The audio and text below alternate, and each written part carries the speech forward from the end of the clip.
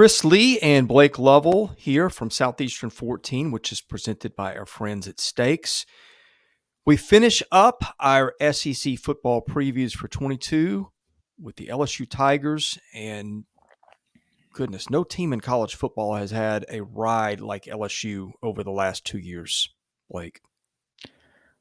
Yeah, I mean, it's like you said, you kind of look at where you get to the top, and then it kind of at that point, it's how hard it is to kind of stay on top, and then it just kind of did not go the direction they wanted it to go in, and now you got a new head coach with Brian Kelly, who will try to come over and try to replicate some of the success he had at Notre Dame, and that in of itself is a pretty intriguing storyline, I'd say, coming into the season for LSU. But there's a lot of other stuff as well, whether it's the really tough schedule, as always, just kind of your SEC West matchups, an interesting opener against Florida State.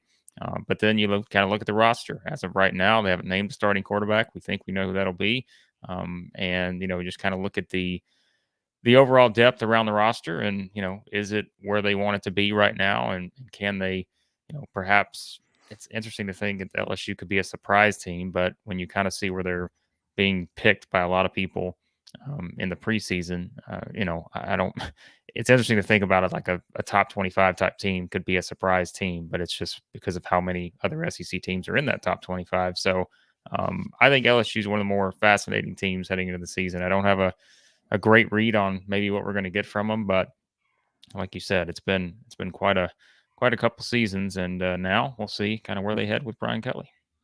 Well, Brian Kelly is going to bring discipline, which is something that I think really lacked, particularly in the head coach the last year or two. Well, that's always a good thing to have discipline.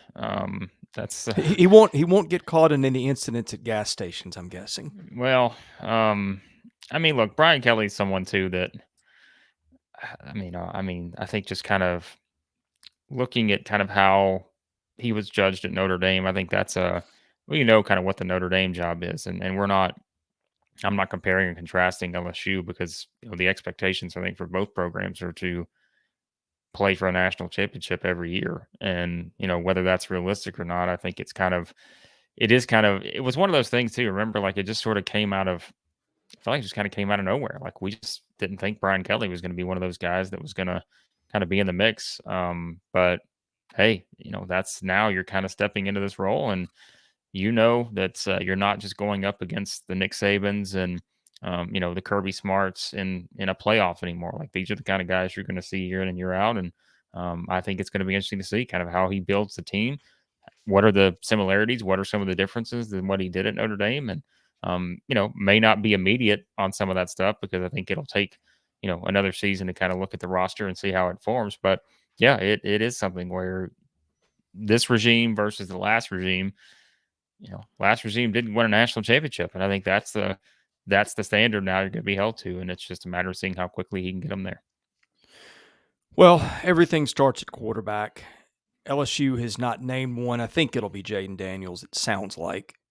But Garrett Nussmeier also in the mix. Walker Howard, I guess, would be their third. Miles Brennan is now gone.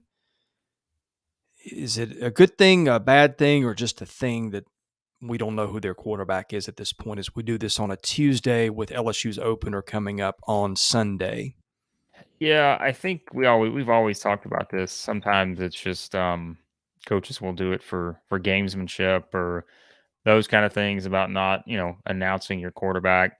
Um, I think that's what Brian Kelly said, and I'm pretty sure I saw that quote somewhere this week, where I think he said tactical advantage was kind of what Yeah. they're using. So, I mean, look, that's not Well, surprising, and right? they I are mean, two very different guys, I think. So right, yeah, and I think it makes sense. Like, that's what I would do. I mean, again, I'm never going to be a head coach in the SEC, despite our great YouTube numbers, Chris. I don't think either one of us are going to be getting any calls for an SEC job, but if we did, I they should fire the AD right away. well, yeah, if they did, Which any happened negative somewhere this week, but in the Any league. But negative anyway, thing, yes. Any negative thing that we've ever said about anyone else, times it by about 500 with us in that seat. But I would do the same thing. I mean, I don't really see if you do know that you have this kind of quarterback battle, and the coaching staff knows who the quarterback's going to be. But yeah, sure. It especially I think when you have an opponent like Florida State, and I would do the same thing. I wouldn't let anyone know. And like you said, there are some differences between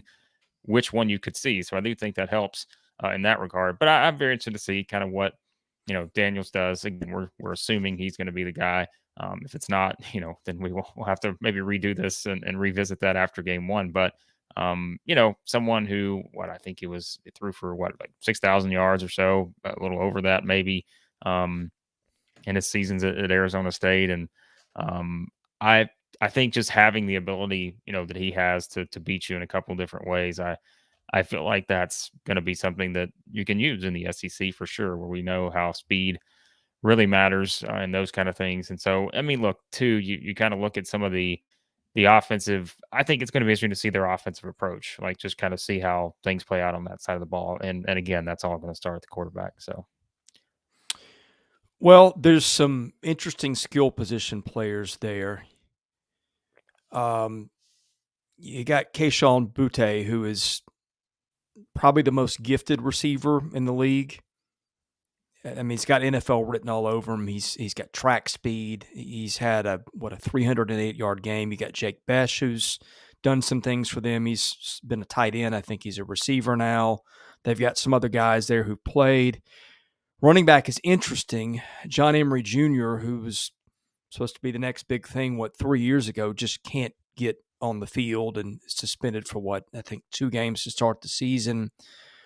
Noah Cain looks like the next man up. They got Armani Goodwin, who transferred from Penn State. And then they've got the offensive line, which is kind of interesting. They've got they added an FIU transfer who's pretty good. They've added an FCS All-American, but they've only got one returning starter, and it could take them some time to gel. I mean, I think LSU, to me, Blake, just with all the uncertainty right now, maybe we're talking about one team offensively entering the season and maybe another team as it ends it, because there, again, is some talent there, but it's the cohesiveness and everything that I think you worry about a little bit, given how many new parts are here and given the I don't know if it's fair to say this uncertainty at quarterback, because they may be more certain than they have let on publicly, and I'm sure they are. But that's a lot of new pieces, and Boutte also coming off an injury too. I think work in progress is probably the best phrase that you could use with this offense. And that's not meaning it in a negative way. That's just, I think you just have an offense that's, like you said, that's going to have questions heading into the season. But I think it's improving in different areas. I think the offensive line, like you mentioned, that will be a big key to this. Because again, no matter who the quarterback is, you've got some playmakers, in terms of your running back and wide receiver group. And, you expect that to be the case with your quarterback. So, I think it's just a matter of being able to give that consistency you need on the offensive line, and that'll make everything else a lot better if you can get that. So I think that's something, and we always say too, right? It's knowing what you're going up against on the defensive line from your SEC opponents. Like it's just your offensive line in any conference anywhere in the country is important, but I think in the SEC specifically, we know how important it is just because you're going up against a lot of guys on the defensive side that are going to be in the NFL. There's just pass rushes. There's all sorts of issues when you're in the SEC and trying to be an Mm. offensive lineman. There's just a lot of challenges. So I think that's a big focus without question for them. And if they can kind of get that straightened out and you see, their ability to, again, be able to run the ball, be able to protect the quarterback, those are basic fundamental things. But I think, again, in the SEC, it gets amplified just because of what you're going up against on the other side of the ball. Well, on defense, you start with some experience up front. I mean, Jaquelin Roy, Ali Gay, BJ Ojulari made a lot of plays. Mason Smith is back. He's done some things. Mike Jones, the Clemson transfer who came in last year, I think primed for a bigger role. Now, the secondary, I think they get Jay Ward back, and then it's new starters. So, which is unusual. It seems like LSU's just got an All-American corner and or safety every year, so maybe not up to LSU standards there. But I like that front, and I mean that's where trouble starts with teams, and LSU's certainly capable of causing some with that group. Yep, disruption. We always talk about disruption and how I mean we just said it kind of looking at the offense and looking at the other side of the ball. I think that's going to be key for this team. And you've got Matt House there now. He's with the Chiefs, and it's going to be interesting to see. I think how he kind of works his scheme and being able to, again, I think get that pass rush and be able to kind of push some things up front. That will be, as always, a big key for LSU here. And yeah, I mean, I look at this team and look, it's not. I know we always love to compare, but like I don't. This isn't probably like your top LSU defense or anything like that we've seen over the years. But I think there is still, again, there's reason for optimism. I think when you look at the ability for some of these guys to step into these expanded roles and be able to make those kind of plays. I think forcing more takeaways, that's been something I know people have talked about a lot this offseason. I think they had 13 last year. We always say that's such a big help. Just get that number up, and you will make things a lot easier. But I think that, like you said, the defensive front, I feel like they're going to have an opportunity to force those takeaways to get guys, in the backfield and be able to kind of cause issues with other offense just based on the pass rush and those kind of things, just pushing up front. So yeah, I mean, I think it's not the exact same, but like I think it's the same we talked about like with on the offense. Like there's a lot of potential, and I think it's just if the pieces come together, LSU is going to be a very good team. But it's just we'll see how everything kind of comes together. But I can't say I have a ton of necessarily worry about their defense. I think that they will probably be able to figure it out because I do think they've got some guys that just the size and the speed we always say are two big factors. But I think that's going to be what they rely on, and I think it really is just a matter of finding a way to force more turnovers because that will certainly help their offense out too. So Well, they have I guess, a decent litmus test against Florida State in week one. I mean, the line is what, I think 3. Then they play Southern. Then I think a huge game with Mississippi State in week 3 that'll, I think, tell us a lot. Then another easy one. Then it just gets brutal from week 5 on. I mean, that good. Is anybody's schedule from week 5 on any harder than LSU's? I mean, it's not easy. If we've talked about that, I'm trying to look up what the ranking was when we I looked at it. mean, I the, think the, the Phil. the easy game is UAB, and UAB is not bad. Now, LSU will win that game, but it's not New Mexico State, would be my point there. So, Yeah, no, I mean, Phil still had it sixth in terms of strength of schedule. But like you said, you look at you look beyond just kind of where things stand, and that is such an important first game against Florida State. I think you they've know, got to be 3-1 after 4 weeks, I think, don't you? yeah, I mean, I think that's the expectation is to be 3-1, but I think there's a very realistic chance you can be 4-0. 4-0. Again, and that again, we're not saying anything that's groundbreaking here, but I mean, look though, it's I think we talked about that when we did their schedule preview. Those first 5 weeks, there's so much opportunity there, and even going into that game against Tennessee, look, maybe Tennessee's not as good as I think they're going to be, which I've talked Tennessee up. I think Tennessee's going to be really good. But, maybe that is an opportunity. And I've seen some people like, everyone loves to do just the game by game schedule predictions and all that. I've seen people have LSU 6-0 going into Mhm. that October 15th game at Florida.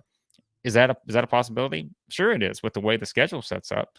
So I don't think that's even for a team like we said, maybe work in progress in some areas is kind of going to define this team. But I think it's absolutely a possibility. I mean, certainly best case scenario, you would love to be sitting there, and it's not as intimidating as some of these other teams. We've talked about who was it that had, I think it was Arkansas and Georgia or something, week 2 and week 3. It's like just it's not like that. Like it's a decent enough setup to pick up some wins, but like you mentioned, beyond that, you've got your usual SEC West slate. You got to go to Florida, which I don't have a great feel for Florida, to be honest with you. I just don't know what exactly we're going to get from them, but yeah, I mean, you're going to have the tough SEC West games across the board, but um, I I think it's a tough schedule, but I think it actually does not set up as bad as it seems when you look at Well, some of those different and I mean, areas. Yeah, you could switch up the pieces and say, okay, that they open with Alabama or Arkansas, or you know what I mean? I yeah, mean, yeah, Florida State is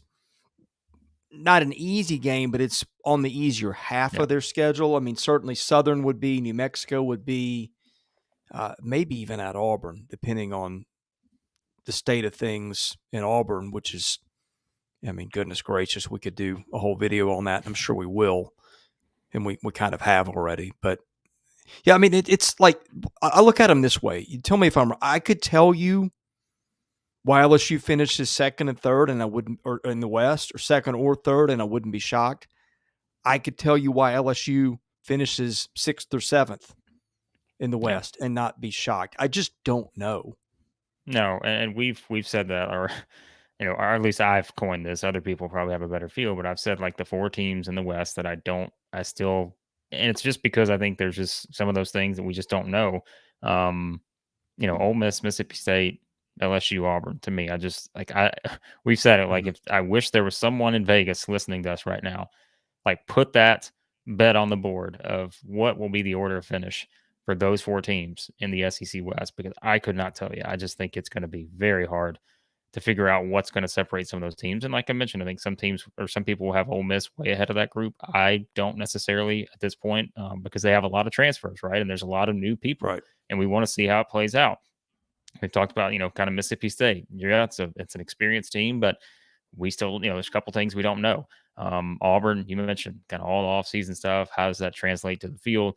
And then LSU, new coaching staff. As we said, they've got to replace some players, but very good defensive front. Got a playmaking group at wide receiver. So there's a lot to like about this LSU team. It's just, I think, again, it's that gap in the SEC. Like, this, just there's so little room for error, as we say every year, and I think this is one of those years where it feels like a lot of those teams are so close together that you're going to have these point spreads in a lot of these games that are three or less, for a lot of these games on the Mhm. schedule.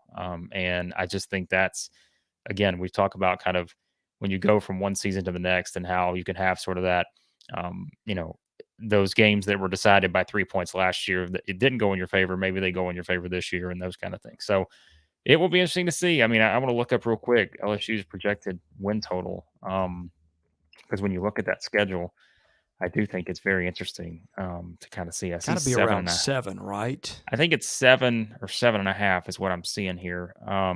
So I think that's, I mean, Fair. again, that's a tough schedule, but I think it's totally manageable. Like I said, because I think the front end of that schedule could give them so much positive momentum if they can. And look, that all starts with game one, which, by the way, we've already done our LSU Florida State preview. You can check that out.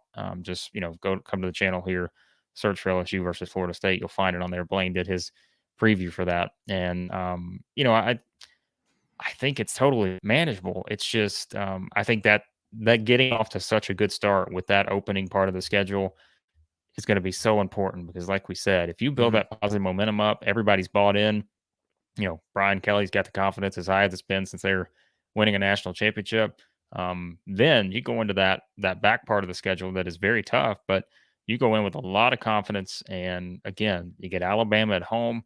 Those are the kind of things. Ole Miss at home, like, those are just the kind of things that set up for a pretty good season if you're just able to kind of fill some of those gaps, like we said, in a few of these areas. So Okay, we have wrapped up our previews of SEC teams for the 2022 football season. We got tons of content coming. I think we'll have power rankings this week heading into week 1. We'll have a Wednesday night preview show. We got all kinds of stuff. So the best way to get it all is to hit that subscribe button, which a lot of you have done lately. So thank you for watching. Thanks to Steaks for being our presenting sponsor, and we'll see you again soon.